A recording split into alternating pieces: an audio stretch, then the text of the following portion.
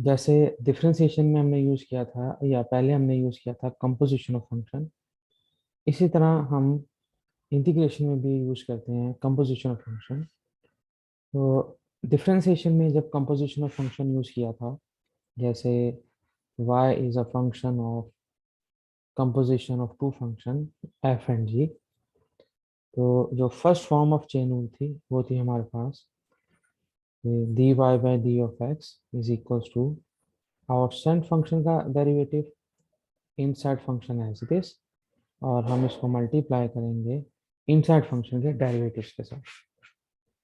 तो ये जो हमारे पास चेन रूल था, इसको हम कहते हैं first form of chain rule.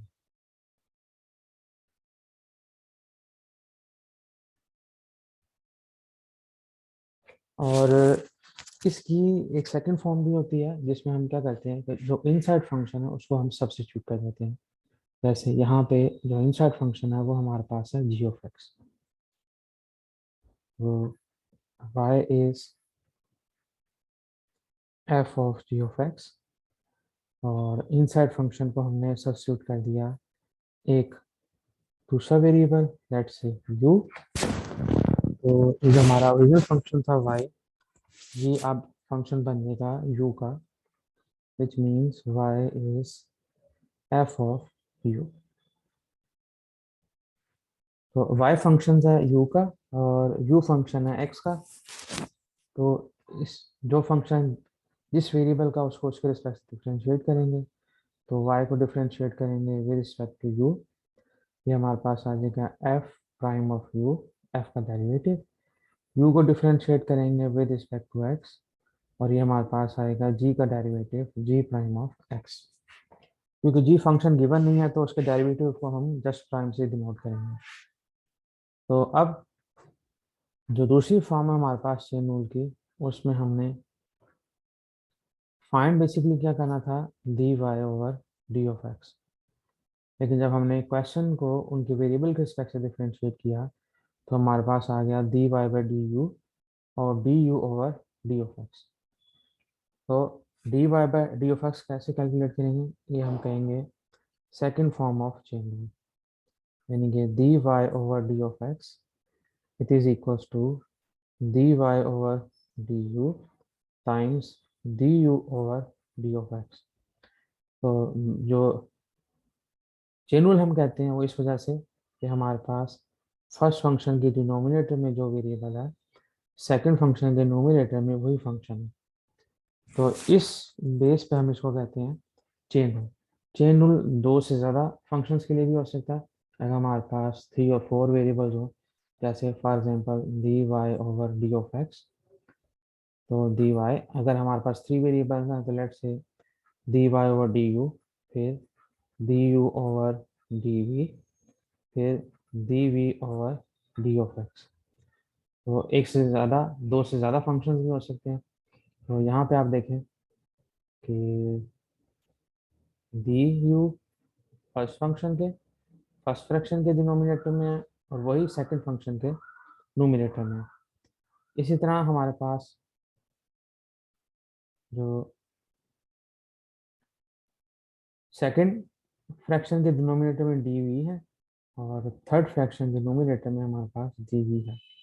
तो ये चेन सी बनती है, इसलिए इसको हम कहते हैं चेन रूल। तो जैसे क्वेश्चन हमने किए थे first form of chain rule से, वही अब हम सेकंड और फॉर्म ऑफ चेन रूल से भी कर सकते हैं। जैसे y is equals to 3x² plus 2 raise to power 4। तो यहाँ पे जो इनसाइड फंक्शन है उसको हम यूज कर लेते हैं, सब्स्टिट्यूट कर लेते हैं g के इक्वल। तो g हमारे पास आ जाएगा g of x is equals to, बल्कि हमने इसको u सपोज करना था, u is equals to 3x² plus 2, और y हमारे पास आ जाएगा इसकी जगह u रेज टू पावर 4। तो y को डिफरेंशिएट करेंगे विद रिस्पेक्ट टू u, ये हमारे पास using power rule. So power start में पावर रिड्यूस्ड बाय 1, और u को डिफरेंशिएट करेंगे with respect to x। So 3x² का डेरिवेटिव 6x, 2 का डेरिवेटिव 0। तो अब यहाँ पे हम यूज करेंगे second form of chain rule. So this will be using chain rule. dy over d of x is equals to dy over du times du over d of x. तो dy by du हमने find किया which was 4u cube और du over dx हमने find किया which is 6x. लेकिन function जो था वो हमारे पास इनिशियली x वेरिएबल में था, तो u को हम अगेन सब्स्टिट्यूट करेंगे 3x स्क्वायर प्लस 2, तो ये हमारे पास आ जाएगा 4 times 3x square plus 2 raise to power 3 times 6x, और इसको मज़ीद सिंप्लीफाई करेंगे 4 और 6 को, तो ये आ जाएगा 24x into 3x square plus 2। तो ये हमारे पास है second form of chain rule. बाज़ औक़ात हमारे पास second form of chain rule से क्वेश्चन सॉल्व नहीं होता, तो हमें first form of chain rule ही यूज़ करनी पड़ती है। लेकिन second form of chain rule का फ़ायदा ये है कि क्वेश्चन कंपैरेटिवली इजी हो जाता है। मैथमेटिकल स्टेप्स आपको ज़्यादा करने पड़ते हैं, लेकिन क्वेश्चन कंपैरेटिवली इजी हो जाता है। तो इसमें कोई बात समझ में आई हो तो आप पूछना, फिर हम इंटीग्रेशन में चेन रूल कैसे यूज़ करते हैं वो डिस्कस करते हैं।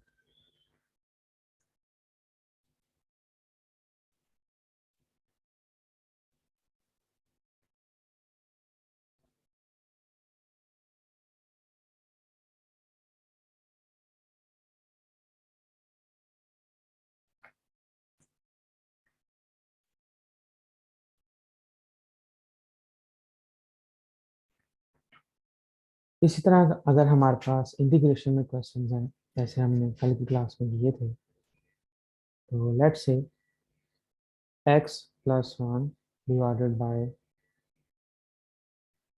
X square plus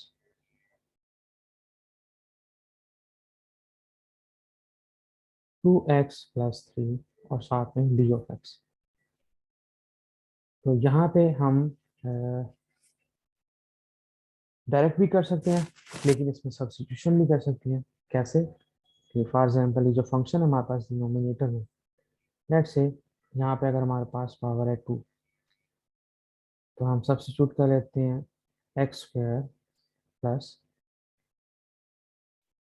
2x plus 3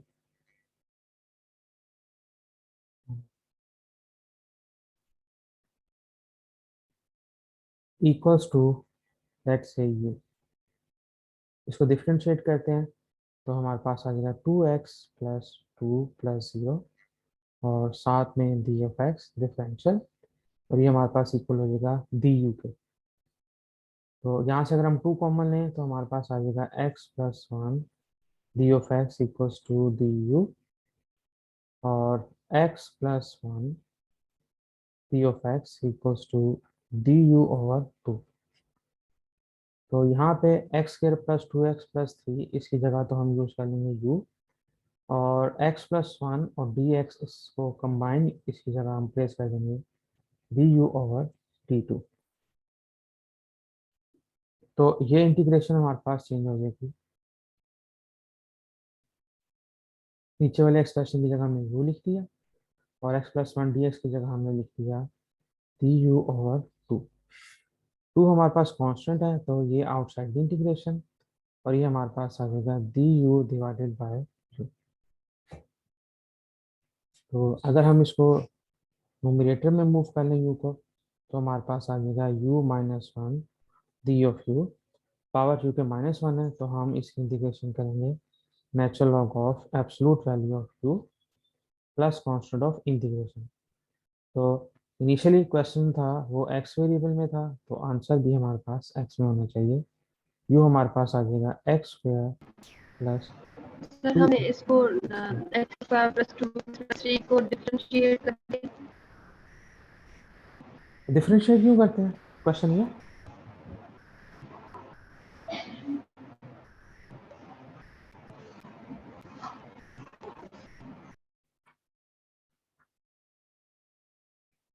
यहाँ पे जो बेसिकली मैंने यूज किया है, इसे हमने यूज किया है डिफरेंशियल।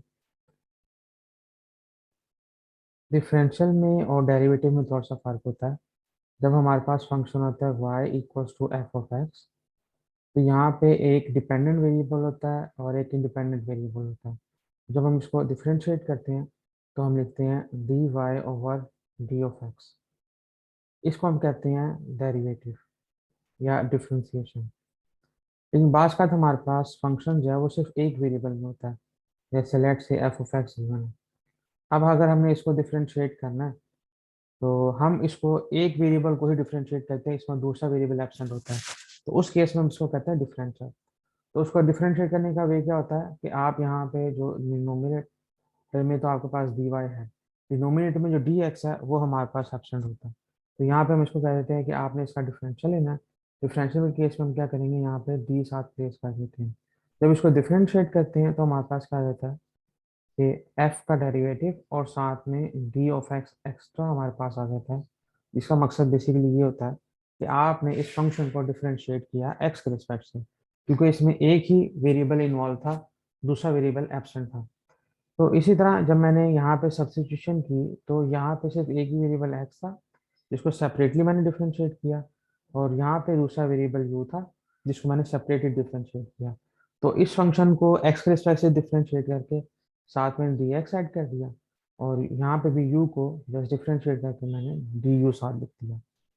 तो ये थोड़ा सा बेसिक डिफरेंस है डिफरेंशियल में और डेरिवेटिव में। यही क्वेश्चन था आपका, तो आपकी बात समझ नहीं आई तो प्लीज।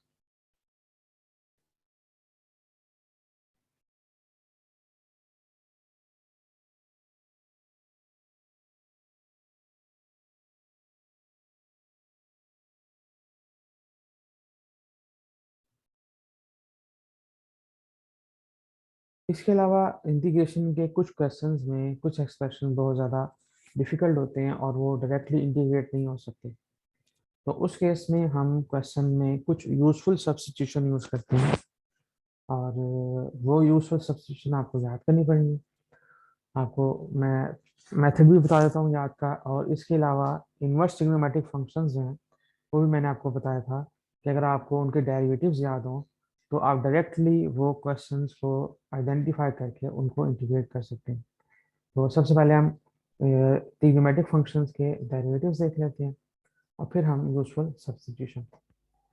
तो फॉर एग्जांपल सिंपल फंक्शंस की इंटीग्रेशन देख लेते हैं, जैसे integration of cos of x d of x, it is sin x, because इसको आप अदर वे में भी सोच सकते हैं कि जो साइन एक्स है उसका डेरिवेटिव cos x है। इसका मतलब है cos x की जो इंटीग्रेशन है वो sin x है। यानी कि आप इस तरह लिख सकते हैं cos x है तो इसका मतलब है it is derivative of sin x। तो डेरिवेटिव और इंटीग्रल साइन कैंसिल आउट होंगे तो आंसर हमारे पास आ जाएगा sin x। या जैसे अगर हमारे पास फंक्शन गिवन है इंटीग्रेशन ऑफ sin x और d ऑफ x।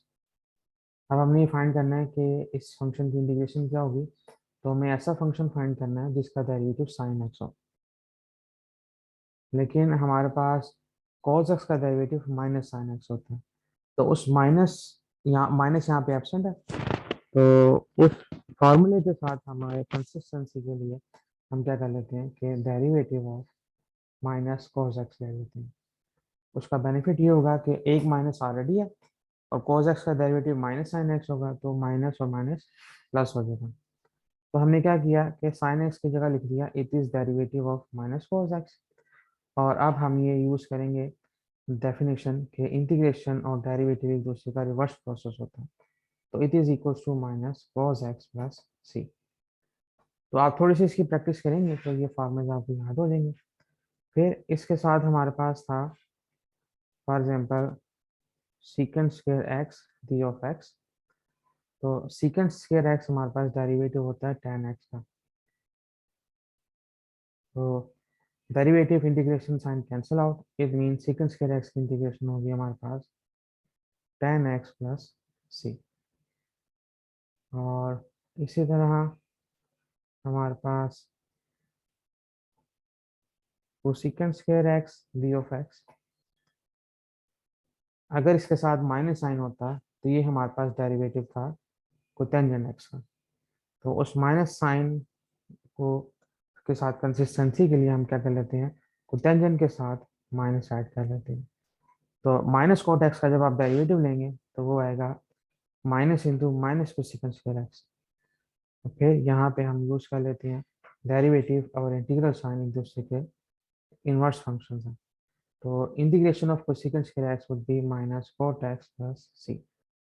तो वैसे तो ये फार्मूलाज विदाउट दिस एक्सप्रेशन लिखे होते हैं।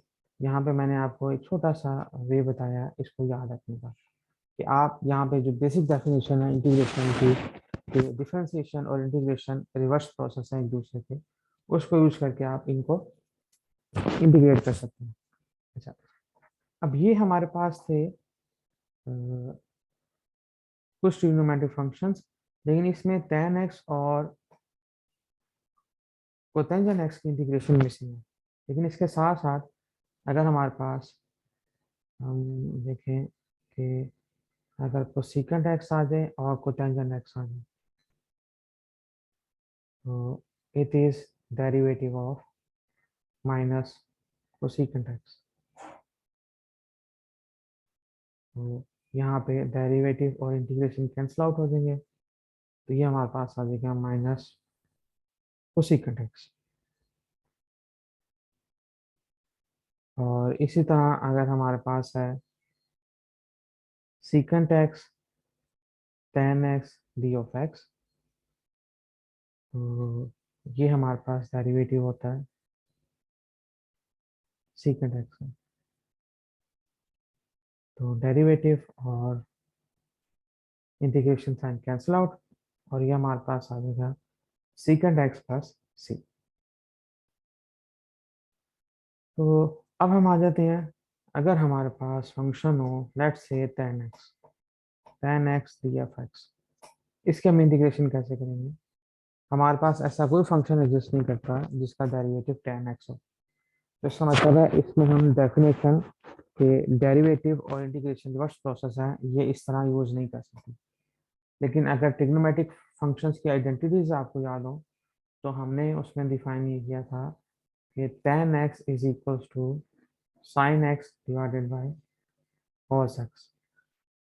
तो यहाँ पे हम tan x को चेंज कर देंगे sin x divided by cos x और साथ में d ऑफ x। तो इसको सॉल्व करने से पहले मैं आपको फर्स्ट टेक्निक जो हमने बताई इंटीग्रेट करने की, वो थी पावर ऑफ। और दूसरा वे जो मैंने आपको ये बताया कि इंटीग्रेशन के क्वेश्चंस करते हुए सबसे पहले आप ये स्ट्रेटजी अडॉप्ट कर सकते हैं कि आप फंक्शन ढूंढे जिसका डेरिवेटिव गिवन फंक्शन हो।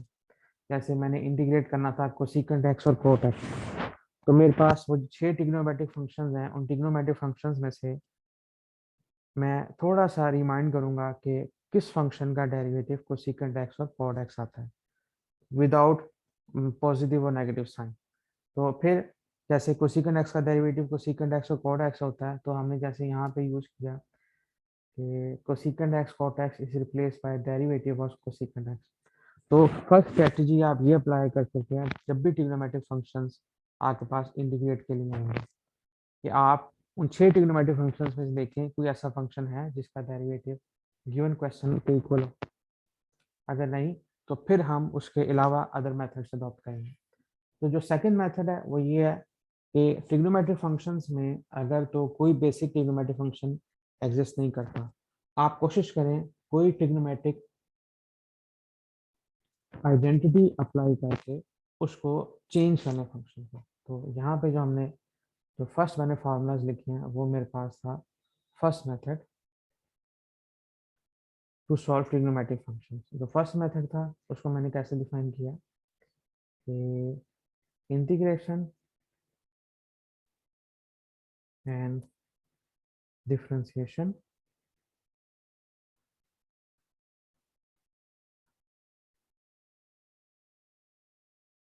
Reverse processes.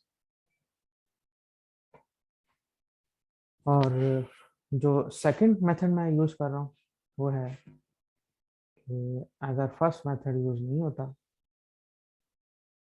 तो आप चेंज करें trigonometric functions for some other trigonometric functions.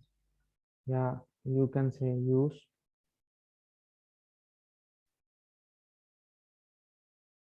trigonometric identities.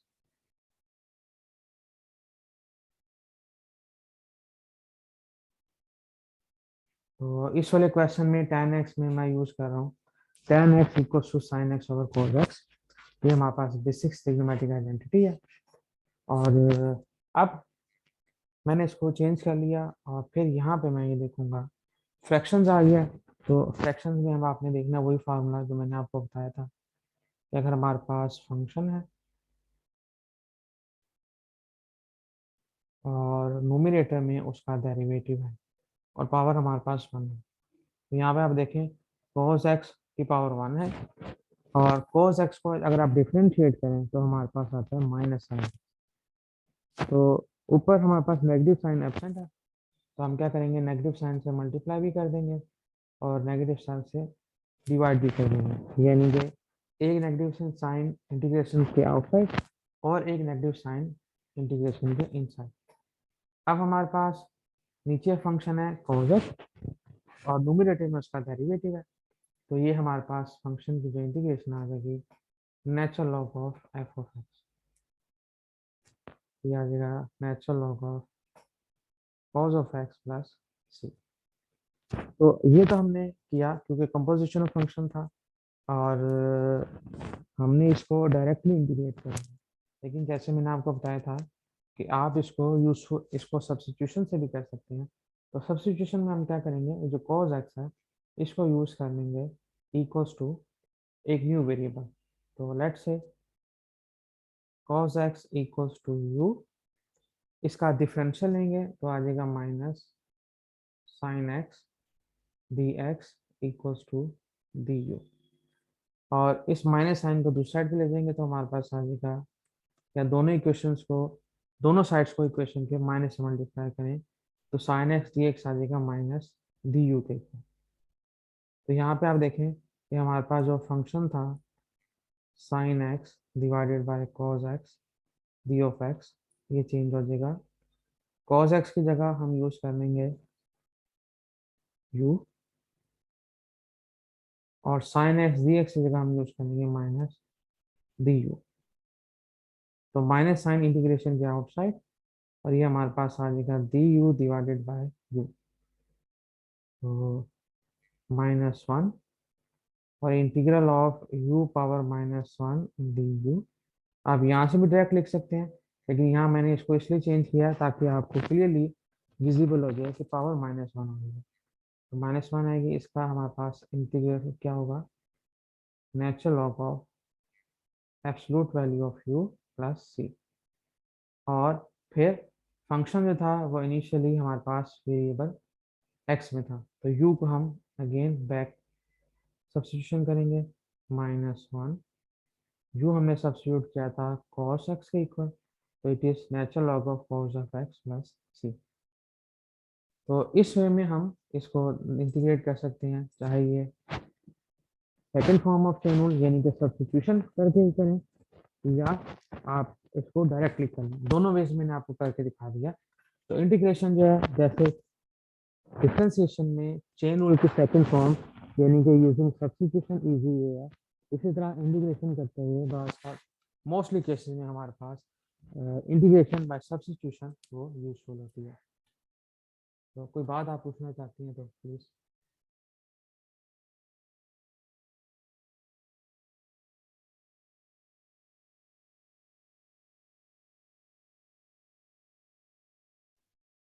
इसी तरह हमने tan x को डिस्कस कर लिया, अब हम डिस्कस कर लेते हैं कोटेंजेंट x को।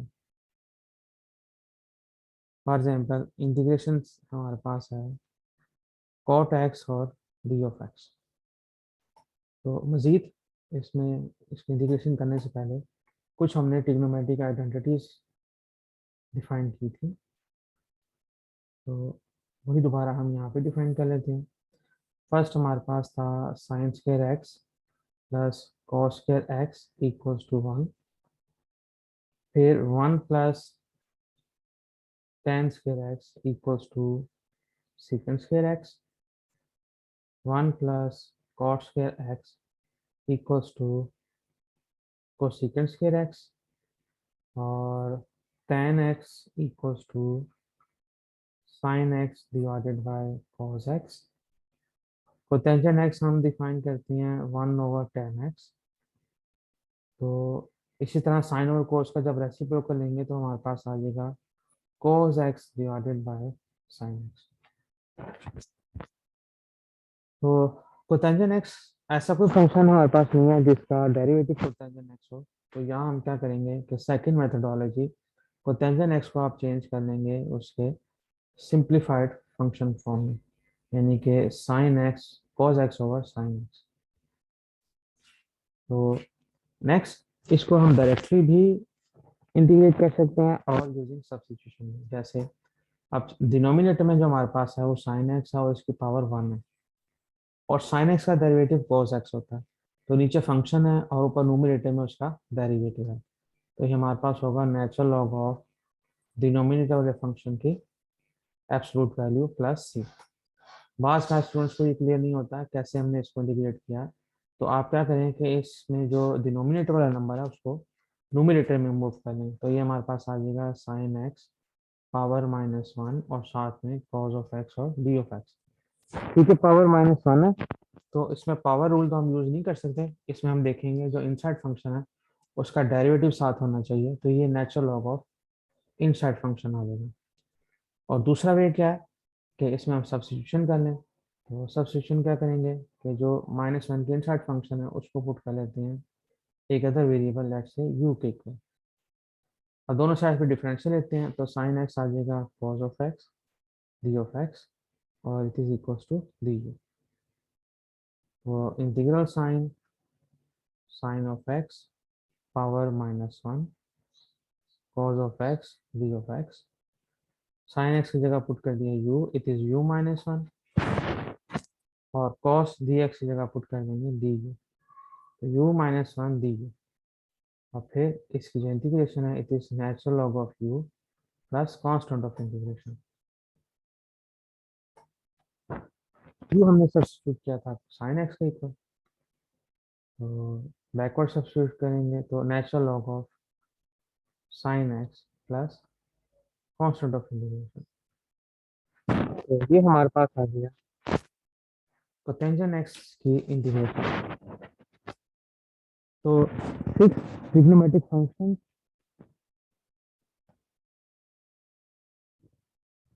इंटीग्रेशन।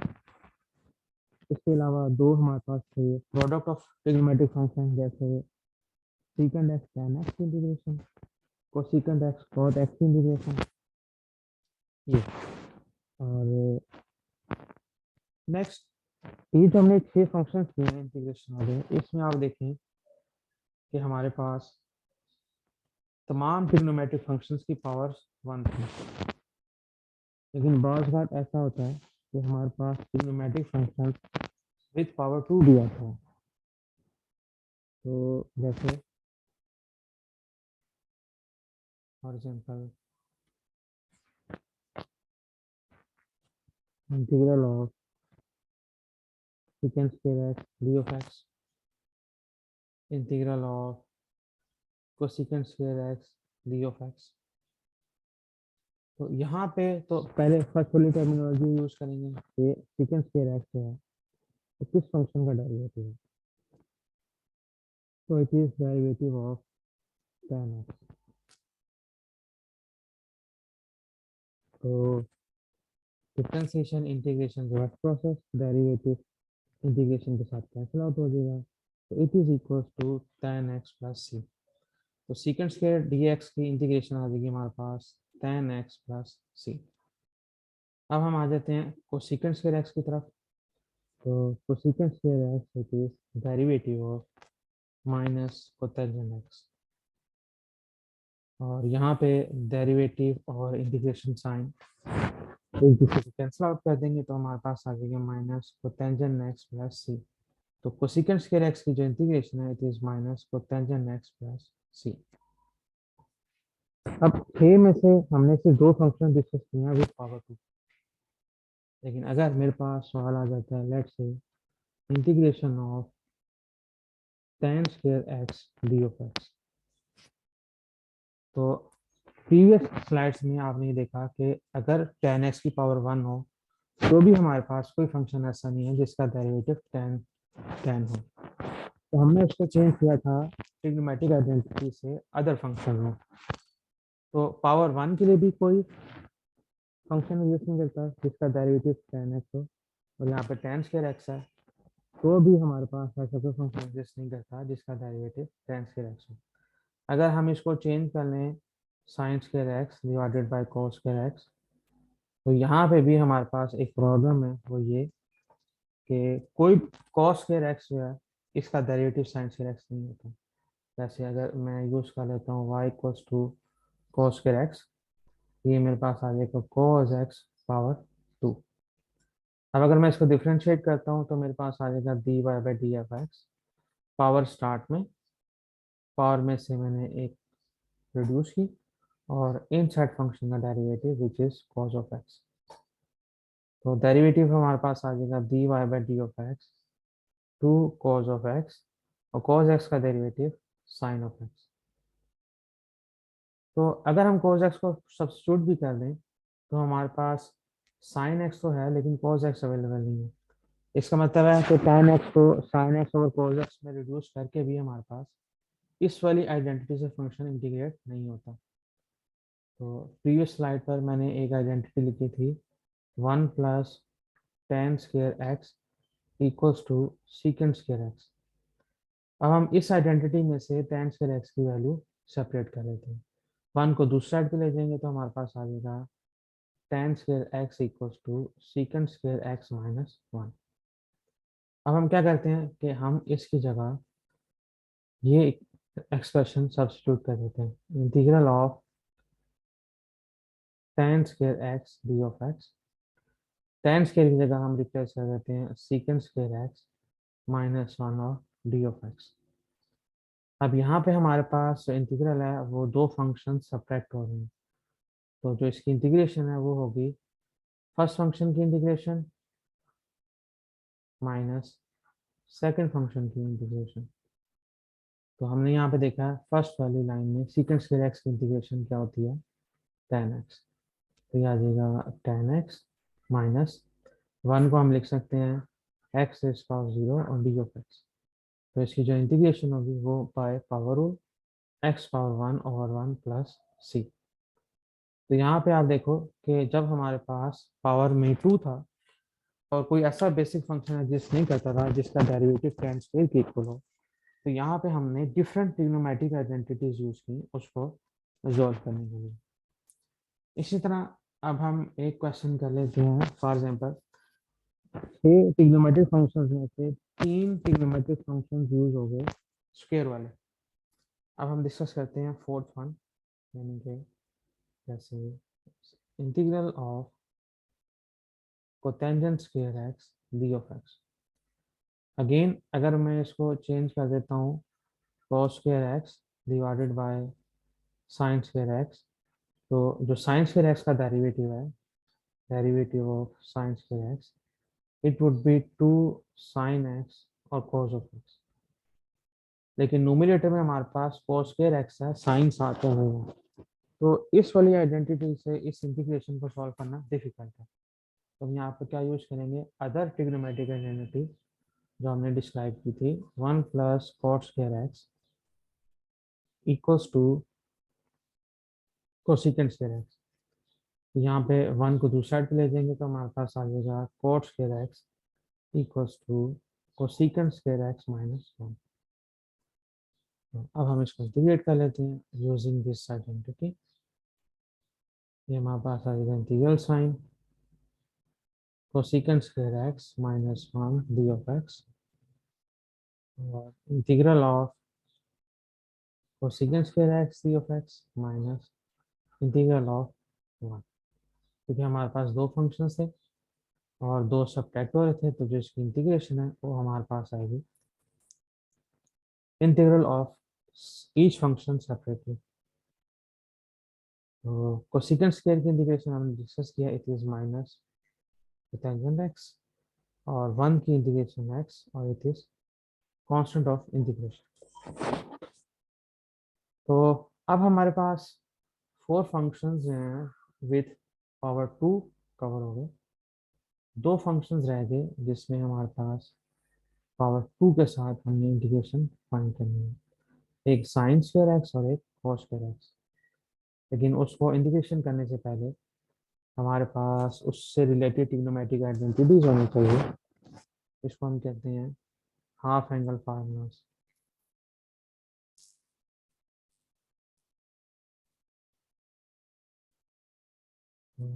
हाफ एंगल फार्मूलास में हमारे पास है sine x equals to 1 minus cos 2x divided by 2 square root.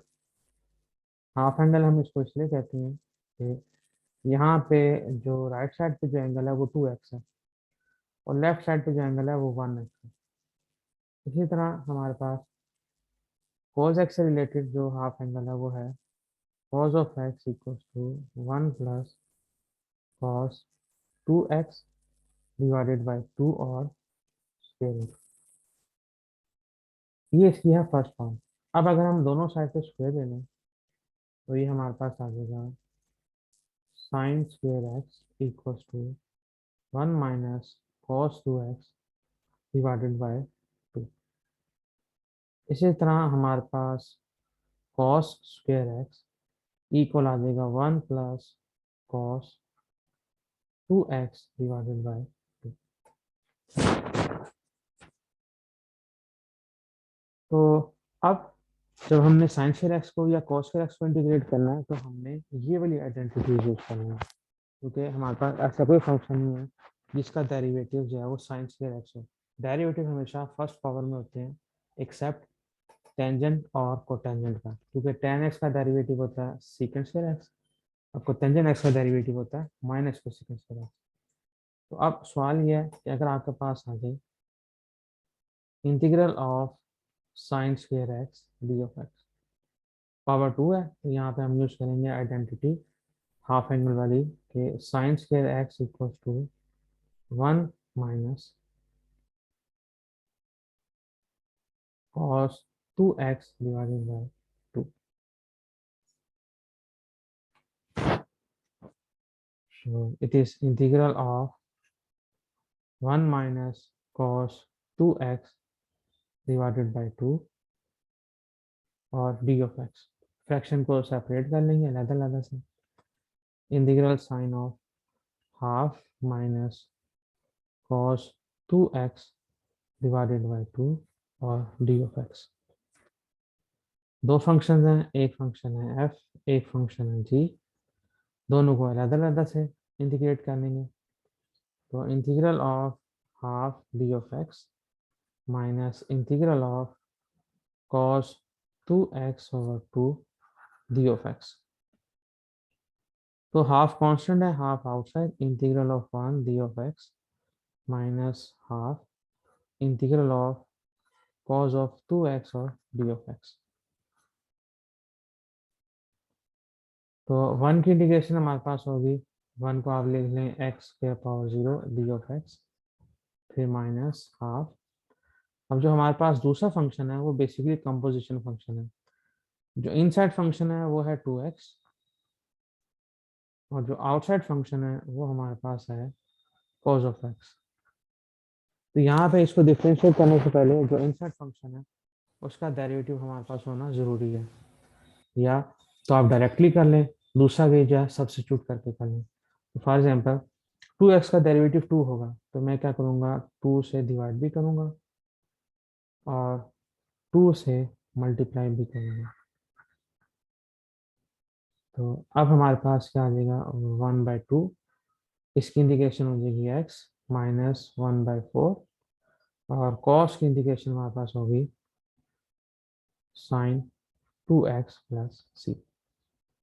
और अब कि अगर यहाँ पे तो मैंने डायरेक्टली उसको इंटीग्रेट किया था, अब अगर मैं इसको सब्स्टिट्यूशन के थ्रू करूँ यानी कि cos ऑफ 2x dx, तो सब्स्टिट्यूट में क्या करूँगा 2x equals to you, differential लेंगे तो 2 times d of x equals to d u और डी ऑफ एक्स आ जाएगा d u over to.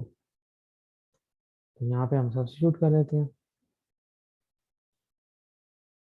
Cos of to x की जगह यू और डी एक्स की जगह डी यू ओवर टू। तो 1/2 outside, integral of cos of u d u, और कॉस ऑफ यू की इंटीग्रेशन होगी साइन ऑफ यू। अब यू की वैल्यू वापस सब्स्टिट्यूट कर देंगे, तो साइन ऑफ 2x। तो यहाँ पे भी आप देखें कि हमने cos 2x की जो इंटीग्रेशन है वो निकाली थी 1/2 sin 2x, और 1/2 जो है वो इस 4 के साथ कंबाइन हो गया था। तो डायरेक्ट कर लें या सब्स्टिट्यूशन करके कर लें, इट इज सेम। जैसे हमने साइन स्क्वायर एक्स की इंटीग्रेशन किया वैसे ही हम कॉस स्क्वायर एक्स की इंटीग्रेशन भी कर सकते हैं। जैसे let's say integration of cos square x d of x. तो इसको हम यूज कर लेंगे आइडेंटिटी के equal, 1 plus cos of 2x divided by 2 D of x. फिर इसको सेपरेट कर लेंगे, integral 1/2 plus cos of 2x divided by 2 D of x. फिर integral sine 1/2 d of x plus 1/2 साथ में कॉस ऑफ 2x, या आप इसको इसके साथ ही लिखना है, cos of 2x divided by 2 d of x, 1/2 outside, integral sine of 1 d of x plus 1/2 integral sine of cos of 2x और d of x। तो इसमें cos 2x में इनसाइड फंक्शन हमारे पास जो है वो 2x है, 2x का डेरिवेटिव 2 होता है, तो 2 से मल्टीप्लाई भी करेंगे और 2 से डिवाइड भी करेंगे। तो 1 की इंटीग्रेशन आ जाएगी x, और cos 2x 2 की इंटीग्रेशन आ जाएगी sign of 2x plus c। तो ये हमारे पास है स्क्वायर फंक्शन की इंटीग्रेशन। इसमें मैंने 6 ट्रिग्नोमेट्रिक फंक्शंस विद पावर 1 और 6 ट्रिग्नोमेट्रिक फंक्शंस विद पावर 2 और साथ में 2 फंक्शंस जो कि एज ए प्रोडक्ट यूज हो रहे थे उनकी इनकी इंटीग्रेशन आपके साथ डिस्कस कर लिया। तो इससे रिलेटेड क्वेश्चंस हैं, कोई बात आपने पूछनी है तो बताएं।